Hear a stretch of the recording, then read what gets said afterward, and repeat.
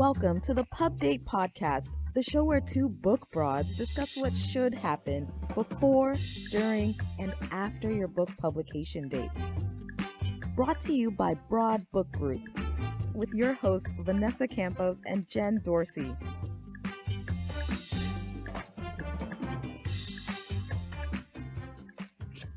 Welcome, everyone. I'm so glad to have my friend, Jen Dorsey, co-host, PhD, book doctor, wonderful person extraordinaire on the show today. How's it going, Jen? What? Wow. Thank you for that lovely introduction.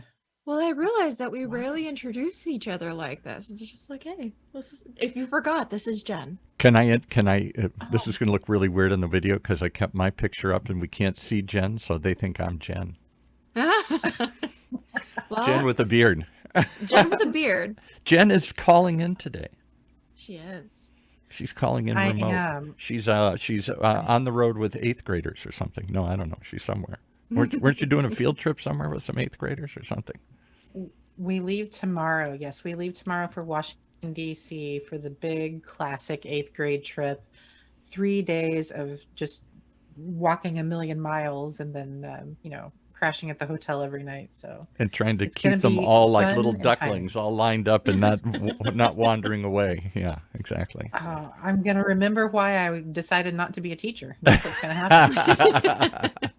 Exactly. Why I'm in books instead. Exactly. I do want to stay away from that. How do you keep them all together? Because they all want to wander off and do things, or they don't want to just stay in a group. They're not like 4-year-olds that hold their hand and are frightened. They're 8th graders. They want to go explore. We'll go over here. Yeah. They won't notice us. Luckily, we're dividing into little groups of like 4 kids and 3 or 4 parents per group. So I think we'll keep it in check. Not bad. Okay, as best we can. Yeah, because otherwise, one parent and like 20 kids, they'd always be turning around. Where's Joey? Where's Susie? Yeah, I would not volunteer for that gig at all. No way. Well, today you guys are going to talk about something that's near and dear to my heart because we have a lot of shows on the network, a lot of authors want to be, and they all think, I'm just going to self-publish a book. I don't need to go through all this publishing nonsense. I'll just self-publish it. Got to be easy. Sure. Okay. Sure. Yeah. It can be. I mean, no one will ever see the book, but I'll have a whole box of them in my garage. Yeah. Your mom will. Yeah, right. Yes. Your friends and family will. Maybe. Actually, don't even count on that. No, because they're going to run. They're going to think, oh, he wants me to buy a book or something. It's like the new, what's it called? The new MLMs. Buy my book. Yeah, right. Multi-level marketing. You have a book party instead of a candle party or whatever, crockware or something. You may get more people if you actually bundle it with a candle and some wine. Yeah, there you go. Ooh, I like that idea. But that's got to be a common thing today here, because book publishing has changed. Traditional book publishing, which you guys came out of and which you still do, has got to be harder than ever. It's not just a dream. You write a proposal, you send it off, and they send you a big fat check, and you go up and sit in a mountain and write your book, and the money rolls in. It's a lot more complicated than that these days. So in that world, I would think, and self-publishing books has never been easier. I mean, I've got 100 of them in here that people hand me every time they walk in. But as I've shown you some of them, they're horrible books. They're not even a book. They can be. Yeah. They can be. They really there's no reason for your self-published book to look self-published. There's so many people out there that are willing to help, that have the expertise. And it doesn't have to be us, but we just happen to, have some pretty decent people on our team that are award-winning. We just won an award, if you didn't hear that last award. time. Wow, there you go for your book cover. Gold star for Andrew, yes. Well, I'll get off in a second and let you guys do it, but I just want to preface it by saying I won't shame them by calling them out, but we have a show host here on the network, a rather wealthy woman, rather successful woman. She decided she was going to tell her life story, rags to riches. I'm sure that's a common thing. I did it. Everybody wants to know how you did it. She made a company that was worth $100 million or whatever here. And so she went out and hired one of these companies to help her write this book. And she's very frustrated. She's never sold any of them, no attention. She's put a lot of sweat and effort into this book. and it's never gotten any attention, whatever. And I remember sharing it with you guys off, not with her, just saying, what do you think? And you're like, in fact, it was one of your other guests even, and we talked about the cover, we talked about the name, and every mistake they could make. The name didn't really reflect her, but they thought it was catchy. And then when they got it, they put a sexy woman on the cover, and she's not a sexy looking woman. And so that would help, but that's more disconnect. And then the website, they couldn't get, they got the name first, and then they couldn't get the website to match. So we have a website that's slightly different. And all these little things that, so what? So what is, there's no book there. There's no book sales. And then the book itself is really just kind of one big, and then I did this, and then I did this, and then I did this, and then I did this, the end. There's not a lot of takeaway. There's no real story there other than her story. It's an autobiographical, here's where I started poor, here's where I ended up wealthy. Right. Exactly. Yeah. That's a no-go. Yeah. No-go. So there was no real editor. Nobody really talked. She just rambled this thing off. Somebody wrote it down. Oh, yeah. They gave it a horrible cover. They gave it a horrible name. The name didn't match with the website, and all these other just on one mistake after another. And she put a bunch of money into this and got nothing out of it. Expensive mistakes sometimes. Yeah. No, not a mistake. Lesson learned. Lesson learned, right. So I'm curious if you guys, see any value in self-publishing, and if you do, how to do it better than she did. That's all. I'll drop out and let you guys talk here. Well, let's talk a little bit about what self-publishing actually is. When you're growing up and you're picking up a book at the bookstore, you don't realize it, but that's traditional publishing. Those are I always forget, the big four, the big five, the HarperCollins, the Wiley's books, the For Dummies, and those are your traditional book publishers. That's the one everyone thinks they want, right, Jen? Right, exactly. And sorry, I got disconnected from the Zoom call, and now I'm back. So welcome back. Thanks so much. I had to step out. I'm kidding. It's a bad internet day at my house. So yes, I think that a lot of people have in their minds what they think publishing in general is, and then not necessarily knowing the differences between self-publishing and hybrid and what that traditional experience is like. There are three very different experiences, right? So right. I think that kind of knocks people off kilter a little bit when they decide, okay, well, I'm just going to do it myself. And then they get into the weeds and they realize that there's a lot to know about it and to make it successful. And then that's when people kind of get lost. Right. And to Paul's point earlier, it's never been easier to get lost in the weeds. Amazon has definitely made it so that you're able to just go in, create a very simple cover, create content, just plug and play and go. And that could be fine, but it really is a matter of what you're looking for in terms of what your overall goals are with publishing. And you always have to make sure that where you're going with publishing before you dive into am I going to do it myself? Everything from beginning to end. Am I going to hire someone to help me do it myself, which means you hire a team that's an editor or a designer, copy editor, marketing person that understands the language around that and can do the work in a shorter amount of time and really guide you. We always recommend going to a source that has had the experience in your genre. That's actually very important to do. Right. Make sure that the people you're working with have had success in publishing books like yours. Because exactly. There are riches and niches, and that's true of everything in this industry, I think.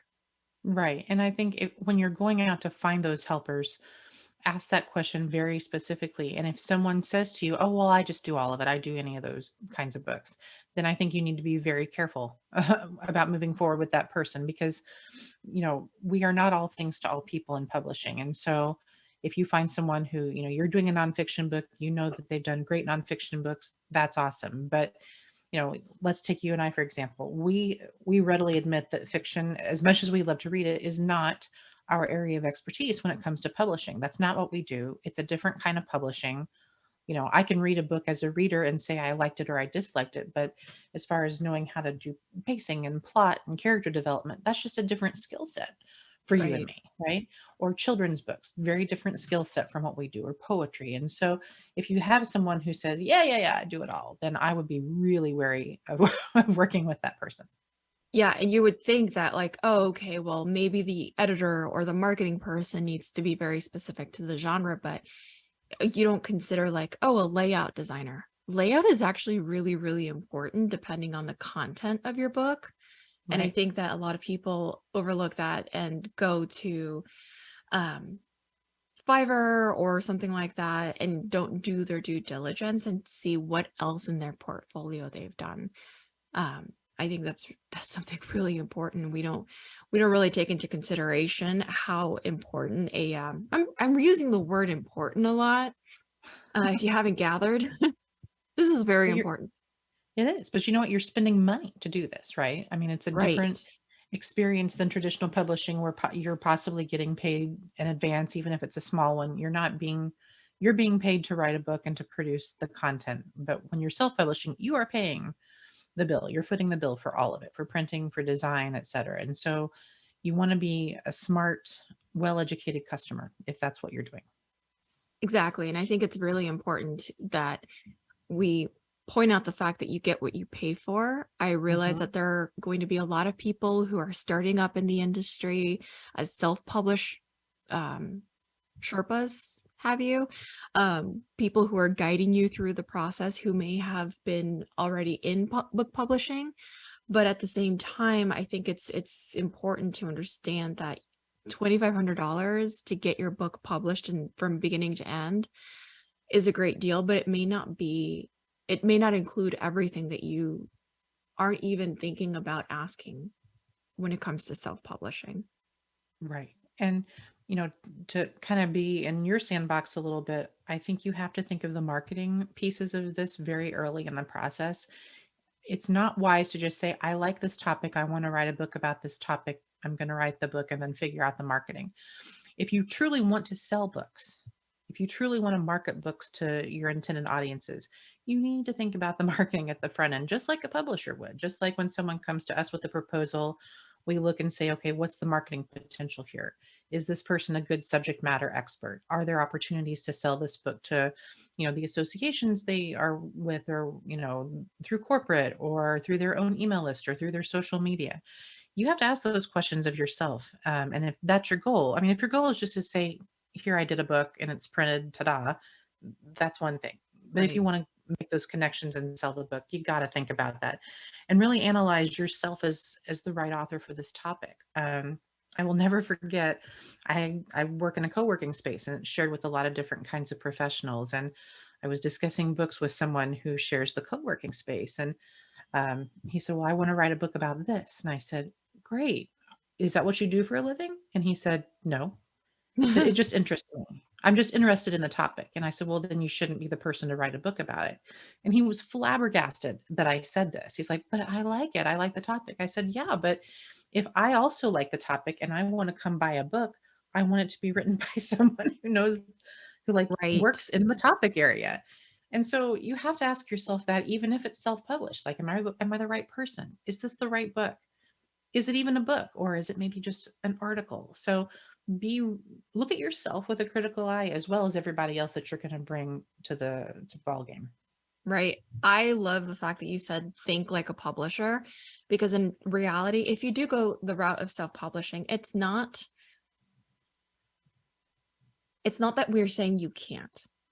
You Right. absolutely can. There have been people who started off in self-publishing that ended up getting a traditional publishing deal because their book was so good and they had a following. But that's the thing, is that you have to have all the pieces in place as an individual who is out there wanting to write about a topic. So like a little bit of research that you had done in the background in terms of who's gone from self-publishing to a traditional publishing route. And I know a lot of people in business books that go between self-publishing and traditional publishing quite often because Yeah. they know that the topic might not be of interest to a publisher. And I think that's another conversation to have. But what's in common with all of these people, like Stephen King, Colleen Hoover, our friend Bob Bly, Ken Blanchard, all of these people had bits and pieces of the puzzle already in place. So they had a website. They were industry experts. They were talking about the thing. They had been, thought leaders in that process of building their credibility in their business, even if they weren't, at the time working for themselves. Your career is in that building your awareness of everything that's around you. You're gathering your bits and pieces. You're getting your testimonials of people that you work with. And then, eventually, once you have this, you have a newsletter, you have an audience. You've been talking about this nonstop to people, and everyone's like, where's your book? Right. And that's when like, okay, maybe I do have this in me. And I think that that's actually really, really important, because if you decide, okay, I've got this, I think I have an idea, and you are, teetering between self-publishing and traditional publishing, I think it's really important to still go through the book proposal process. Right. Yeah. It's just like writing a business plan, right? Right. So you wouldn't start a business, even if it was like you knew it was a slam dunk, you would still map out what that's going to look like. And a book proposal is a business plan for your book. It lays out all the pieces for you to see, whether you're pitching it to someone or you just need to kind of reaffirm with yourself, this is my plan. This is what I'm going to do to market the book.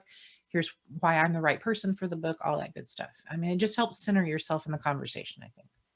Right. And I think it's that roadmap. You absolutely need it. And, once you have that, it solidifies like, yes, I've got it. This is an idea. This checks all the boxes in terms of what a traditional book publisher would look like. And there's nothing wrong with pitching your book to a publisher to see if there's a market for it at the time. And that's the other thing that, going back to traditional versus self-publishing, is with traditional publishers, we're looking, we as in the industry, we're looking at creating a catalog a year or two down the road. So Right. It is 2020, I was going to say 2013. Woo! It is 2023, but we're both looking at 2024 titles, fall titles, and there are even some publishers that may be looking into 2025, depending Right. on the topic. So I think it's really important to consider, like, okay, is traditional publishing right for me? Does this information that I have right now, is it timely to what is happening in politics, in the world, or is this evergreen and can I sit on it for a little bit longer? And I think that's a really important question to ask yourself, and how that actually fits into your business model and what that book journey actually looks like for you. Absolutely. And, I think too, something that we haven't delved into too much yet during this conversation is the role of hybrid publishing in this conversation. So, and for we've mentioned it a lot, and we've done some hybrid publishing ourselves. That's kind of when both groups have skin in the game. So, the author's putting in some money, the publisher's putting in some money, whether that means the author's going to pay for the hard costs of like doing the print run, or if they're going to pay the designer, and then the publisher is going to pay some of the other people who work on it. Hybrid publishing is kind of, I would call it the best of both worlds in some ways, because it's still very much on you to drive the bus and to make sure that the proposal looks good and the business plan is in place for the book. But then you have the backing of a more traditional style of publisher. But you both have skin in the game, and so it's important for both entities to kind of do their due diligence in the process. So that's sort of I would call that a compromise, if maybe you want to have more creative control, but you still want to have more traditional distribution as well. Absolutely. I think hybrid publishing is one of those really wonderful in-betweens where it's really a partnership, where I feel the author is super invested. Having worked with several authors throughout our careers, we've probably seen the ones who are in it, they're invested, they're going to make this happen, they're marketing it every day in, day out, and every chance they get, they're dropping a mention on a podcast and an email. It's in their signature, it's everywhere, it's their identity. And then you have the author who is confident that the publisher is going to take all of that off of their hands, and that's just not the landscape that we're in for book publishing these days. It's very much a partnership, regardless actually of which way you go, except for self-publishing. That you're on your own there. Yeah, you're on your own. But I do like that, because most hybrid publishers will negotiate with you in terms of what your royalty looks like, what within reason, because we're still playing within the traditional publishing rules of for book sales you get paid 90 days out, and ebooks it's 30 days out, then you've got returns, and you get into the book publishing math of it all, right, which is complicated, very complicated. Yeah, you need a degree for that. You do. Whereas if you're selling with the back of room at an event or out of the trunk of your car, it's a little more, the accounting's a little more straightforward. I mean, you pay the money, you get paid the money, you get the money. I would agree with that for sure. It is one of those things where it's just like, what is right for me? And that's one of the many reasons why I love publishing. And I'll say this, till the day I die, publishing, it is what you make it, and the rules are there, but doesn't mean you have to follow all the rules. Right, exactly. And I think too, self-publishing has had a bad rap, sometimes for good reason, right? There are what we call vanity presses, where you go and you pay them $5,000 or $10,000 and you get the printed book, but none of those things that are important have happened. It's got a pretty bad cover and it really didn't have any editing. You basically paid to print a book. And so I understand that may be the image that a lot of people have in their heads. Or, like Paul was saying earlier, maybe the cover is just not great and it looks self-published. It doesn't look professional. But I think there are so many ways to circumvent those kinds of situations now, with hiring quality designers, with having really great people on your team who know books and know about them. It kind of all comes down to trusting professionals, and finding the right people. Like, I don't change my own oil in my car. I know it's possible, but I don't do it because I want to trust a professional. I don't cut my own hair. I go to somebody. So same theory pandemic here. with the excuse of the pandemic, right? We all tried a little bit of that. Oh shoot, I did do that. I cut my son's hair and he's still mad. So yeah, I don't do it anymore, though, is the point. Right. And one of the things that I think a lot of people, when whether they're first time or they've published in the past, one of the things that I feel, one of the questions I feel like I hear a lot is, if a publisher rejects my book proposal, does it mean that it's not good enough to publish? And I think we should address that, because that really is probably a big reason why people end up going self-publishing, where you just think like, this is for me and they don't know what they don't know what they're talking about, and this is the right idea and I'm going to get it out there.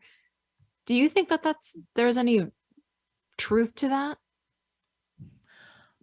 I would say in some cases, maybe, but I think the more accurate reason is that it may not be a fit for that particular publisher, right? Mm-hmm. So, I truly believe that every book will find its place, whether it's in traditional, whether it's in hybrid, whether it's in self-publishing. And at the end of the day, it's got to be about fit. And so if I take my book about tarot card reading and I take it to, a business book publisher, it's obviously not a fit for them, right? But sometimes it even comes down to, well, we just already have books that are similar and we don't want to do that again. Or, this book is very intriguing, but we're not ready to take a risk like that, because publishing is a financial risk, no matter who does it, whether you do it yourself or a big publisher. So I would say, read stories about famous authors who have taken their books to many, many publishers. There are amazing authors out there who now have a great deal of success, but it just wasn't the right book at the right time with the right publisher. Right. I mean, off the top of my head, Andy Weir's Martian was self-published, and I'm pretty sure that's like the 5th time we've sent Matt Damon into space and had to spend billions of Hollywood dollars to like save him. But I mean, that's a really good example of something that is just like a publisher couldn't put their money behind it, and that's okay. But I think that's another good thing to consider is that if you are, interested in going into the book publishing route and you're thinking like self-publish because you just want to get it published, you don't care about the money. And if you're saying that right now, you don't care if it becomes a bestseller, you just want to get it published. I think that maybe that's a flag for yourself to pause, because it is a financial decision to get into book publishing, regardless of how you look at it. Right. Well, I'm going to get you to pause right there and see how do people reach you if they do want help doing this? Because you guys help people. You actually have your own book publishing company, but occasionally you work with people who do want to work on their own here. Absolutely. I think people are, if you're listening to this. Are we allowed to plug your services? Why not here? I would, we have a lot of resources on broadbookgroup.com. And if you have any questions, all of our DMs are available. They're open. If you have a random question that you're just like, I can't find the answer to this on the internet, send us a DM. I mean, we might not know the answer to it, but we probably are connected to somebody who knows the answer to it. So find us on all the socials at Broad Book Group. And we're here. We're info@broadbookgroup.com. We're always here to help. Well, I have one last question. Is self-publishing just the last route to go?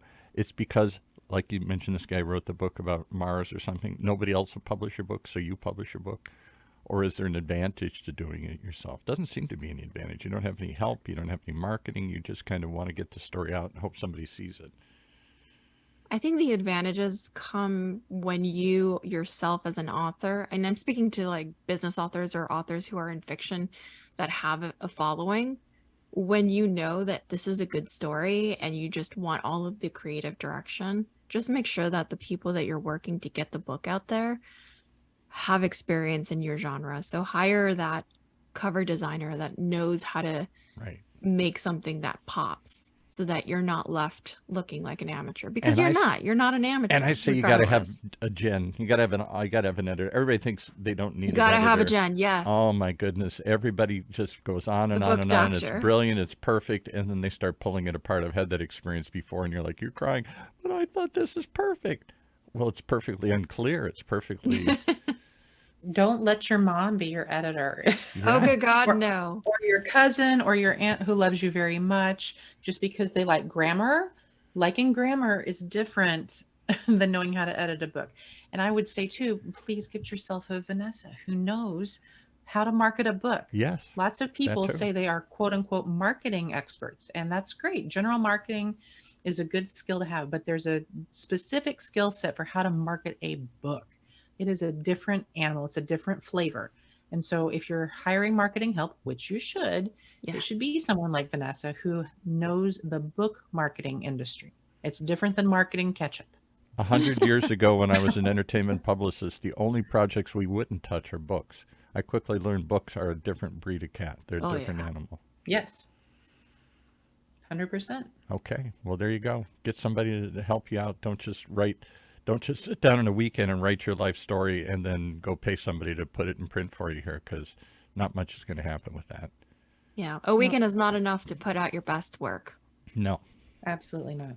Absolutely. Okay. Well, when you're ready to talk more about publishing, Vanessa told you where to find us. And for example, we are not podcasting experts, which is why we have Paul. So we want to thank him today for, as always, being our amazing producer. And thanks to our executive producer, Emily Carpenter-Polskamp of Little Red Communications. We'll see you next time. We hope that you gained some valuable insights into the world of book publishing. Head over to broadbookgroup.com to learn more about us and all our services. And be sure to check out all our social media at Broad Book Group. Until then, keep publishing.